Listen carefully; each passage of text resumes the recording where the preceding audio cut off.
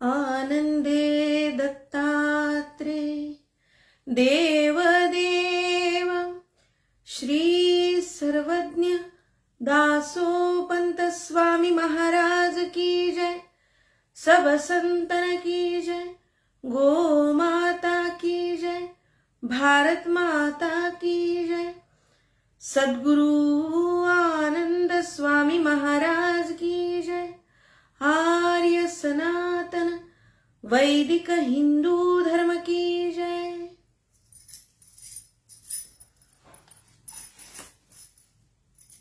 अत्यंत भावपूर्ण असलेला एका पदाचा विचार आपण आज करतोय, भावचिंतन त्याचं थोडंसं साहित्यिक अंगाने पण रचनेच्या अंगाने पण थोडंसं त्याचं चिंतन नक्की करूया आज। आपण ज्याला आज गझल म्हणतो, ज्याच्यामध्ये रदीफ आणि काफिया चालतो, असं त्याचं शास्त्रशुद्ध विवरण, त्याचा अभ्यास मांडला जातो। आणखी त्याचे बरेच टप्पे आहेत, वेगवेगळे आयाम आहेत अभ्यासाचे। पण ढोबळमानाने रदीफ आणि काफिया चालणारी ती गझल, काफिया अनेकदा ओळींच्या मध्ये प्रत्येक वेळेला बदलत राहतो, पण रदीफ हा मात्र रिजिड असतो, तो बदलत नाही। रदीफ जो वापरलेला असतो गझलमध्ये, आणि असा जो रदीफ आहे तो 2 शब्दांचा असतो अनेकदा, किंवा अर्धचरणाचा सुद्धा, पूर्ण ओळीचा सुद्धा रदीफ अनेक गझलकारांनी वापरलेला आहे। ही गोष्ट अलीकडची, पण मी ही गोष्ट करते 400 वर्षापूर्वींची। दासोपंतांनी या प्रकारचा रचनाबंध हाताळलेला आपल्याला दिसतो। रदीफ म्हणजे न बदलणाऱ्या ओळी, शब्द, शब्दसमूह, आणि अशा प्रकारचा पूर्ण एक चरण त्यांनी पूर्ण रचनेमध्ये आवर्तित केलेला आपल्याला दिसतो। प्रत्येक वेळेला ती शेवटची जी ओळ येते त्याची, ती ओळ कायम त्याच शब्दांचं, शब्दसमूहाचं किंवा ओळीचं आवर्तन आपल्याला येतं। त्याला आपण आजच्या गझलेच्या भाषेमध्ये रदीफ असं म्हणतो। आणि अशा प्रकारची ही रचना मुद्दाम आज घेतली आहे। फार सुंदर रचना आहे, भावपूर्ण रचना आहे। परंपरेमध्ये ती गायली जात नाही, पण रचना मोठी सुंदर आहे, गोड आहे। ऐकू आपण। नाम घेताची रूप आठवे, नाम घेताची रूप आठवे, मनी मज न धरे धीरू, मनी मज न धरे धीरू, माये म्हणुनी झाडासी कवळी, माये म्हणुनी झाडासी कवळी, न धरे धीरू, न धरे धीरू, नाम घेताची रूप आठवे, नाम घेताची रूप आठवे, न धरे धीरू, न धरे धीरू, तुझा विण न धरे धीरू, तुझा विण न धरे धीरू, भेटी विण कैसे शरीर धरू मी, न धरी धीरू, न धरी धीरू, न धरे, न धरे धीरू, न धरे धीरू, रूप आठवता चंचळ मन माझे, रूप आठवता चंचळ मन माझे, न धरे धीरू, न धरे धीरू, दिगंबरे बहुकमळ बहुकाळ क्रमले, दिगंबरे बहुकाळ क्रमले, आता न धरे धीरुवो, आता न धरे धीरुवो, माये म्हणवुनी झाडासी कवळी, न धरे धीरुवो, न धरे धीरुवो, तुझ विण न धरे धीरुवो, भेटी विण कैसे शरीर धरू मी, न धरे धीरुवो, न धरे धीरुवो, न धरे धीरुवो. अधीर अशा प्रकारच्या मनोअवस्थेचं वर्णन दासोपंतांनी या पदामध्ये केलेलं आहे. आणि मगाशी मी जे साहित्यिक चिंतन म्हणाले त्या संदर्भाने थोडासा उल्लेख इथे करून मी पुढे जाईन. रदीफ आणि काफियाचा उल्लेख मी गझल शास्त्राच्या अंगाने केला होता. रदीफ जे बदलत नाही, रिजिड आहे, जसंच तसं पूर्ण गझलेमध्ये त्याचं आवर्तन होत राहतं. आणि तो इथे जो रदीफ आहे तो 4 चरणांच्या मधला जो चौथा अर्धचरण आहे, तो अर्धचरण चौथा जो चरण आहे तो पूर्ण ओळ ती दासोपंतांनी रदीफ म्हणून चालवलेली. तर हा रदीफ काय आहे? तर रदीफ बदलत नाही असं मी म्हणाले. तो रदीफ काय आहे? रोना आया असं गझलमध्ये आपण ऐकतो. प्रत्येक ओळीच्या आवर्तनाला ते रोना आया येतं अनेकदा, किंवा आणखी काही शब्द आहेत. तसा दासोपंतांनी इथे पूर्ण शब्द समूह किंवा एक अर्धवाक्य ज्याला पूर्ण अर्थ आहे असा पूर्ण अर्थ असलेला शब्दसमूह हा रदीफ म्हणून वापरलेला आहे. आणि तो कोणता आहे ह्याच्यामध्ये? तर न धरे धीरुवो हे चरण त्यांनी प्रत्येक ओळीमध्ये, प्रत्येक त्यांच्या कडव्यामध्ये, प्रत्येक ओळीला ते चरण त्यांनी आवर्तन म्हणून वापरलेले आहे. आणि त्याचा तो रदीफ आहे. या आपण जर याला गझल असं गृहीत धरलं तर त्याचा हा रदीफ आहे. तो नच बदलणारा भाग आहे, तोच पुन्हा आवर्तनात येणारा भाग. हे झालं साहित्यिक त्याचं शास्त्रीय अभ्यासाचं चिंतन म्हणूया. पण भावावस्था मोठी सुंदर आहे. म्हणजे विरहिणीच्या दशांगाची जी आपण वर्णनं मागे ऐकली, आपण केली होती मी ह्याच्यामध्ये, वेगवेगळ्या तिच्या भावावस्था. या भावावस्थेमध्ये अधीर, अत्यंत मनाची अधीरता, जीवाची अधीरता, काळजाची अत्यंत अधीरता, म्हणजे वाट पाहता न येणारी तिची अवस्था, आणि त्याचं प्रकटीकरण, त्याचं व्यक्तीकरण इथे ती करते. ही विरहिणी कशी आहे? तर आपल्याला माहिती आहे, सीता जेव्हा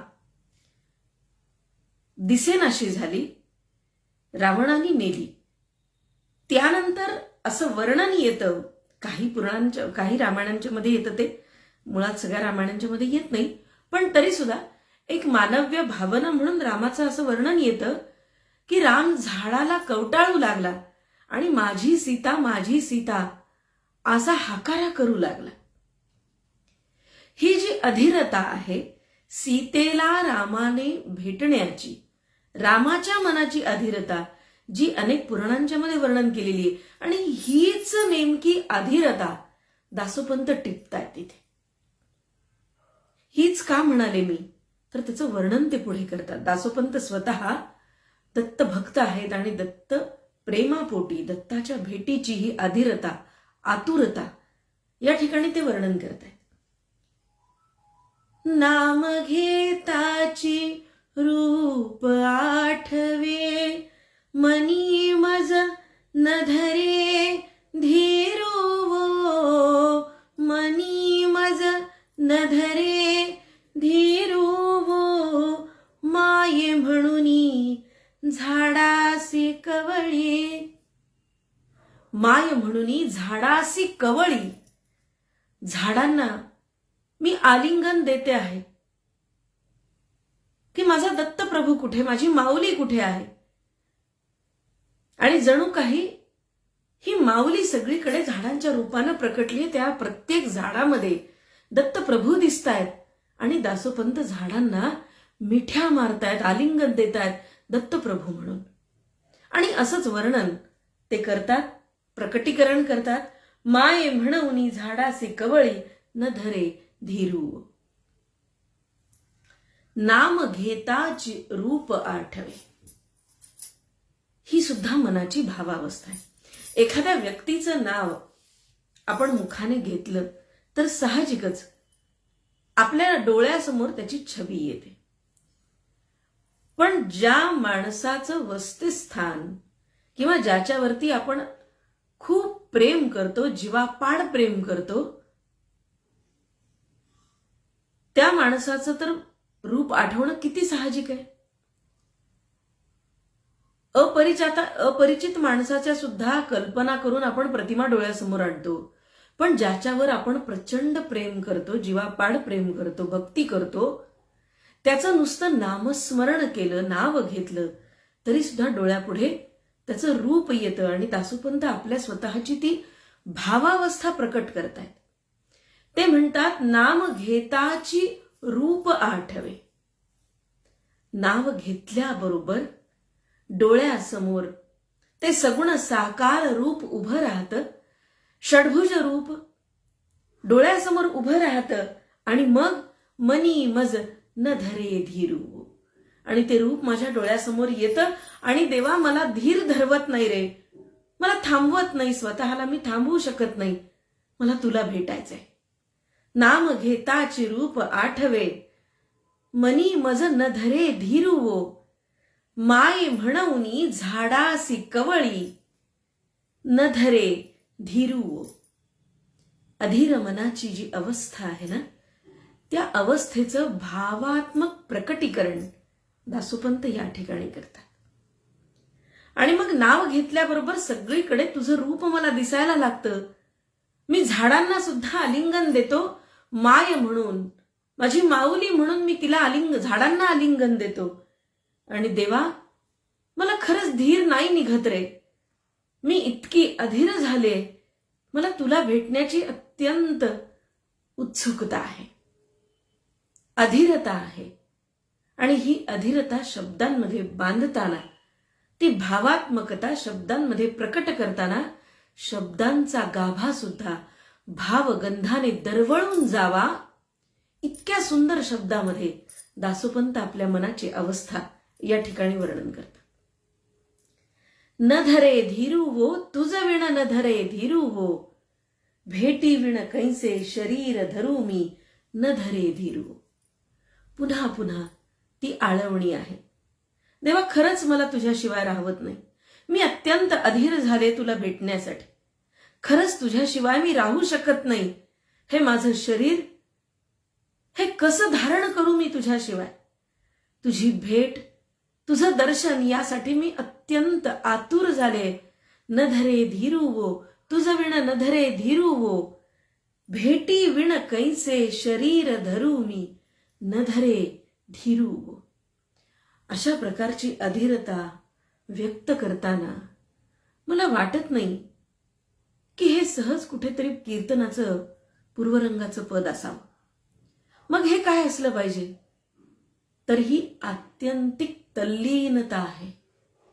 ज्या क्षणी दासोपंत आतुर अधीर होऊन श्री दत्तप्रभूंची डोळ्यातून आसवं गाळत वाट बघत असतील ना, त्या क्षणी हे शब्द प्रकट झाले असले पाहिजे. सहज कुठलीच रचना बाहेर पडत नाही मुखातून. मनामध्ये भावाचा डोंब उसळतो, उत्फुल्लतेनं ती सगळी भावावस्था ओसंडून वाहते आणि मग शब्दांचं प्रकटीकरण येतं. नंतर अर्थ येतो, आधी भाव येतो, शब्द येतो आणि मग त्यातून अर्थ पाझरू लागतो, वाहू लागतो. डोळ्यातून आतुरतेची, आवेगाची, अधीरतेची, अश्रूंची धार कदाचित दासोपंतांच्या लागली असेल आणि मग न धरवे धीरू वो तुझ विण न धरवे धीरू वो, आता कैसे शरीर धरू मी न धरवे धीरू वो. ही अधीरता, ही आतुरता, ही आत्यंतिक व्याकुळता त्याशिवाय प्रकटच होऊ शकत नाही. दासोपंत पुढे वर्णन करतायत स्वतःच्याच मनाचं, भावावस्थेचं. रूप आठवता चंचळ मन माझे न धरे धीरू. तुझं रूप आठवतं आणि माझं मन आणखी चंचल होतं. तुझे ते कमलनयन, विशाल भाल प्रदेशावर लावलेला चंदनाचा लेप, संपूर्ण अंगावरती लावलेली चंदनाची उटी, अधरम मधुरम वदनम मधुरम मधुराधिपते रखिलम मधुरम. हे सगळं मधुर मधुर असं श्रीकृष्णाचं, श्री दत्तप्रभूंचं रूप आठवतं आणि माझं मन चंचल होतं, आसक्त होतं तुझ्या रूपापाशी. आणि माझं मन आसक्त होऊन आणखी अधीर होतं तुला भेटण्यासाठी. ते जेव्हा नाव आठवतं, नाव तुझं मुखावर येतं, तेव्हा तुझं रूप आठवतं. आणि त्यांनी ही टप्प्याटप्प्यानं स्वतःची भावावस्था प्रकट केली आहे. मी मुखामध्ये नाम घेतो, नामस्मरण करतो आणि माझ्या डोळ्यापुढं तुझं रूप येतं. आणि जेव्हा रूप डोळ्यासमोर येतं तेव्हा माझं मन चंचल होतं, अस्वस्थ होतं.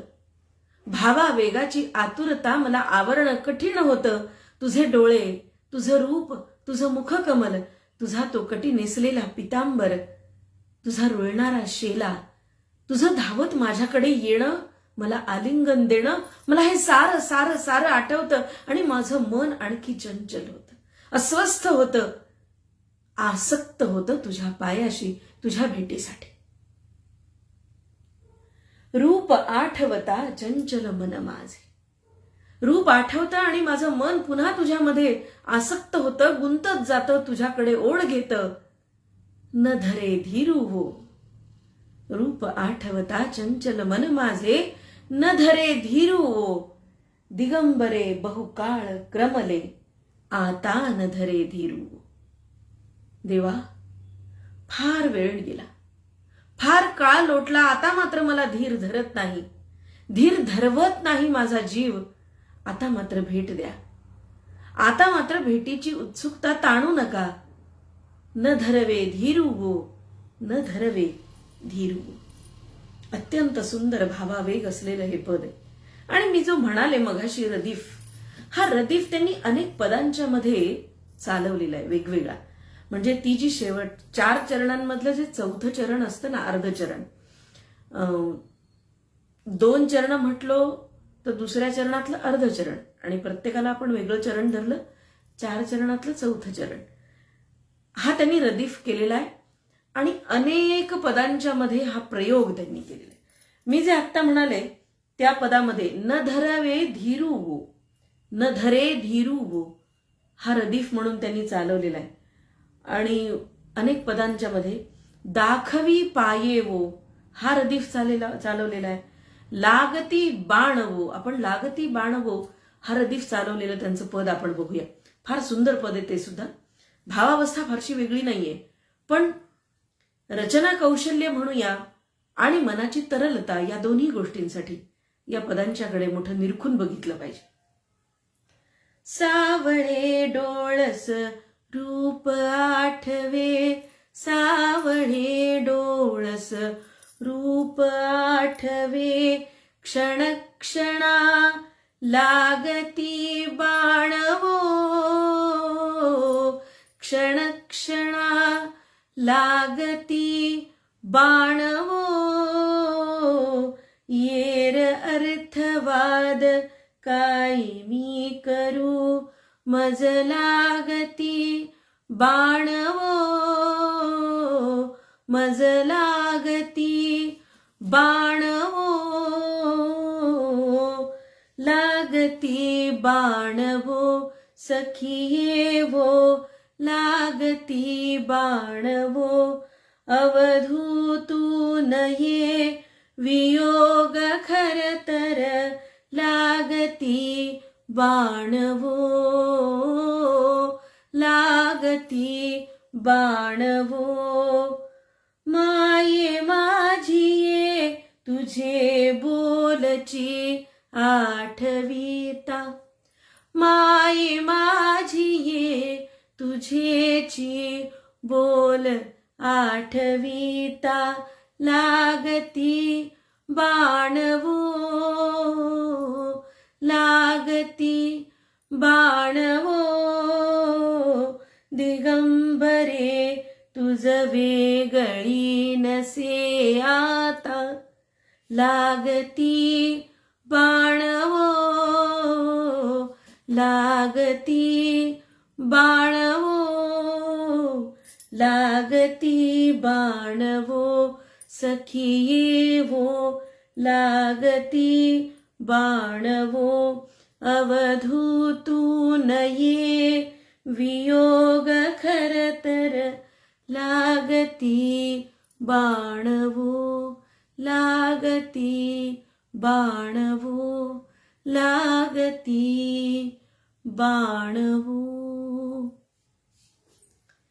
या पदामध्ये लागती बाणवो हा रदीफ त्यांनी वापरलेला आहे. पूर्ण अर्थ बघायला गेलं तर समजतो, पण शब्द मात्र संपूर्ण नाहीये. लागती बाणवो, काय बाण आहे तर त्याचं पूर्ण विवरण प्रत्येक ओळीच्या 3 चरणांच्या मध्ये करून 4थ्या चरणामध्ये लागती बाणवो या संबंधाचं निवेदन विवेचन फार सुंदर दासोपंतांनी केले. सावळे डोळस रूप आठवे क्षण क्षणा लागती बाणवो. त्याचं रूप आठवतं आणि रूप आठवल्यानंतर काळजावरती बाण लागल्यागत होतं, कारण तो मला प्रत्यक्ष भेटत नाहीये, तो दिसत नाहीये, फक्त त्या रूपाचं मी स्मरण करते आणि त्याचं स्मरण झाल्याबरोबर काळजावरती जणू काही हृदयावरती बाण लागतायत. लागती बाणवो, येर अर्थवाद काय मी करू, मज लागती बाणवो.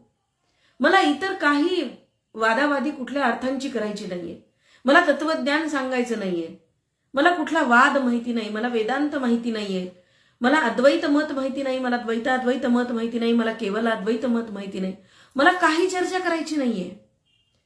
मला इतकंच कळतं की दत्तप्रभूंचं रूप आठवतं आणि माझं काळीज, माझ्या काळजावरती बाण लागल्यागत वेदना होत आहेत, कारण त्याची भेट नाही, त्याचं दर्शन नाही. मला कुठलंही ज्ञान पाजळायचं नाही, मला कुठलंही मत सांगायचं नाही, मला कुठलाही अर्थवाद करायचा नाहीये, मला फक्त त्याचं दर्शन हवंय, मला त्याची फक्त भेट हवीये. आणि हे जे सांगणं आहे ना, हे जे म्हणणं आहे, हे तत्वज्ञानाच्या पलीकडची भक्ती आहे, ही भावभक्ती आहे. ज्ञान संपूर्ण होऊन सुद्धा जिव्हाळ्यानं केलेली भक्ती काय असते, ही ती भक्ती आहे. लागती बाणवो सखिये वो लागती बाणवो, अवधूतू न ये वियोग खरतर लागती बाणवो. इतका खडतर असा वियोग मला माझ्या देवाचा झालाय, माझा अवधूत येत नाहीये आणि हा वियोग हा विरह मला सहन होत नाही आणि माझ्या काळजावरती बाण जणू काही चालवले जात आहेत, इतक्या वेदना मला होत आहेत. देवा लागती बाणवो लागती बाणवो अशा प्रकारचं वर्णन हा रदीफ, हा शब्दसमूह दासोपंतांनी आवर्तनामध्ये गझलेप्रमाणे चालवलेला आहे.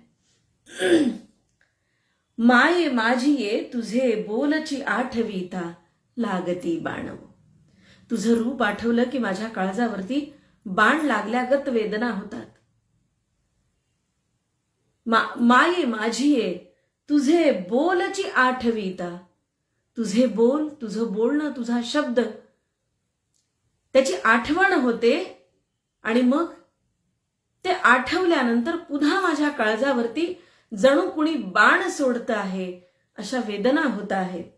दिगंबरे तुझ वेगळी नसे आता लागती बाणवो.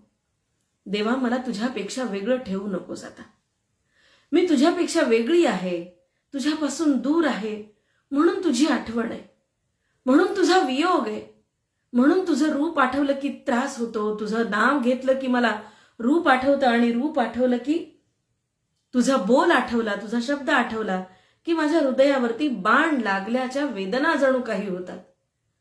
आणि म्हणून देवा, मला तुझ्यापेक्षा वेगळं ठेवूच नकोस. मला तुझ्यात सामावून घे. मला द्वैतात ठेवू नकोस. तू आणि मी एक करून टाक, म्हणजे हा वियोगच राहणार नाही. मला तुला आठवावंच लागणार नाही. तू माझ्यात असशील, मी तुझ्यात असेल आणि हा वियोग संपेल. आणि म्हणून सुंदर प्रार्थना ते एका 2 शब्दांमध्ये करतात. दिगंबरे तुझं वेगळी नसे आता. आता मला तुझ्याशिवाय वेगळं करू नकोस. तुझ्यापेक्षा वेगळं ठेवू नकोस. तुझ्यापेक्षा दूर, तुझ्यापेक्षा दुसरं म्हणून मला ठेवू नकोस. तुझ्यामध्ये मला एकरूप करून घे, लागती बाणवो. द्वैत असलं की मला त्रास होतो, वेदना होतात आणि काळजाला बाण लागल्यागत त्या वेदना मला सहन कराव्या लागतात. देवा, तुझ्यापेक्षा वेगळं मला ठेवू नको. अद्वैत मताचं प्रतिपादन कसं असतं, भावपूर्ण, ते इथे आहे. पण गंमत अशी आहे की सुरुवातीला प्रस्तावना करताना ते असं म्हणाले, येर अर्थवाद काय मी करू. दुसरा कुठल्याही मला अर्थाचा वाद करायचा नाहीये, म्हणजे तत्वज्ञानाच्या कुठल्याही प्रकाराचा मला उहापोह करायचा नाही. कुणालाही पुष्टी द्यायची नाहीये, कुणालाही दोष द्यायचा नाही, कुणालाही नामनिर्देश करायचा आहे असं नाही, कुणाला नावं ठेवायची असं नाही, कुणाचं चुकलंय हे बरोबर मत आहे, काहीच करायचं नाही. येर अर्थवाद काय मी करू, मला याच्याशी काहीच घेणं देणं नाही. पण तरी सुद्धा आपण जसं म्हणतो, केशवम प्रतिगच्छति, मार्ग सगळे भिन्न असले, द्वैत अद्वैत, द्वैताद्वैत, केवलाद्वैत, आणखी अनेक, तरी सुद्धा त्याचा जो शेवटचा टप्पा आहे तो मात्र सगळ्यांचा एकच आहे. तो म्हणजे त्याची आणि जीवाची, म्हणजे शिवाची आणि जीवाची मिळणी, भेट. आणि ते सगळीकडे सारखं आहे.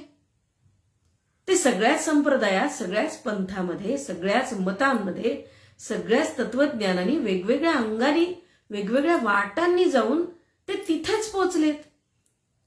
घास असा सरळ घेतला काय आणि असा घुमवून घेतला काय, हात फिरवून घेतला काय. उलट हात फिरवून घेताना त्रास होतो. वाटा भल्याही वेगळ्या असू दे, मंजिल एक आहे. एकाच ठिकाणी जायचे. आणि ती गोष्ट अशी आहे, ते शेवटी मागणं मागतात की दिगंबरे तुझ वेगळी नसे आता, लागती मज बाणव. जीवा आणि शिवाची मिळणी कर देवा, तुझ्यापासून मला वेगळं ठेवू नकोस.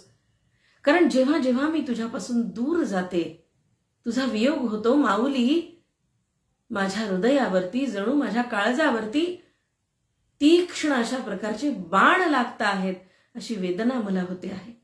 आणि म्हणून ही वेदना मला आता देऊ नकोस. तुझी आणि माझी कायम स्वरूपाची अद्वैताची मिळणी तू घडवून आण, भेट घडवून आण. आणि मला मात्र या वेदनेतून, या बाण लागण्याच्या वेदनेतून मुक्त कर. फार सुंदर भावावस्था, मनाची अत्यंत हळवी तरल अवस्था, जी एकांतामध्ये त्यांना सापडली असली पाहिजे. कारण लोकांतामध्ये एकांत मिळणं मोठं कठीण असतं. लोकांताची काही रचना आपण बघितल्या काही, त्या वेगळ्या असतात. लोकांतामध्ये काही थोडं समाज प्रबोधन असतं, नामस्मरण असतं, काही उद्बोधक वचन असतात. पण एकांतामध्ये मात्र स्वतःच्या मनाचा स्वच्छ आरशातलं दिसणारं प्रतिबिंब असतं. आणि हे अत्यंत नितळ, निखळ, प्रांजळ, पवित्र, मंगल अशा मनाचं प्रतिबिंब एकांतवासातून प्रकट झालेल्या या पदांच्या मध्ये मला तरी दिसतं. अशा अनेक पदांच्या रचना दासोपंतांच्या पदार्णवामध्ये आहेत. म्हणजे ज्यांना असं म्हणता येईल की या लोकांती रचना आहेत. आणि काही रचनांच्याकडे नामनिर्देशन करताना, अंगुली निर्देशन करताना एक गोष्ट सहज लक्षात येते की दासोपंतांच्या मनाचं, निखळ मनाचं एकांतात पडलेलं हे शब्द प्रतिबिंब आहे. एकांताच्या रचना आहेत या. एकांतातून मनाचं व्यक्तीकरण, प्रकटीकरण, अभिव्यक्ती झालेली आहे. असं लक्षात येतं. आणि आजच्या या दोन्ही रचना एकांतातून जन्माला आल्या असाव्यात असं मला नेहमी वाटतं. मी आज 2च रदीफ सांगितले त्यांचे, पण अनेक रचना आहेत त्यांच्या. त्यांनी अर्धचरण किंवा एक चरण पूर्ण आवर्तनामध्ये तो चालवलेला आहे. जसा गझलेमध्ये आपण बघतो आज, तसाच प्रकारच्या या अनेक रचना त्यांच्या आहेत. आज या 2 रचना मी घेते आणि थांबते. आपण पुन्हा कदाचित 2 दिवसांनी पुन्हा भेटूया. मी पुन्हा व्यस्त असेल. माझं चिंतन, माझ्या स्वतःचं चातुर्मास चिंतनाचं म्हणून जे व्रत आहे ते चालू आहे. पण फेसबुक लाईव्ह मात्र मागचे 2 दिवस होऊ शकलं नाही, मी व्यस्त होते. पुढचेही 2 दिवस कदाचित असेल. त्यामुळे आज 2 पदांचं, मागच्या 2-3 दिवसाचं राहिलेलं 2 पदांचं ते नंतर कदाचित 2 दिवसांनी करेन. आज इथेच थांबते. पुन्हा भेटूया याच ठिकाणी दासोपंतांच्या पदांच्या भावचिंतनाच्या या चातुर्मास व्रत उपक्रमामध्ये. आनंदे दत्तात्रे देवदेव श्री सर्वज्ञ दासोपंत स्वामी महाराज की जय.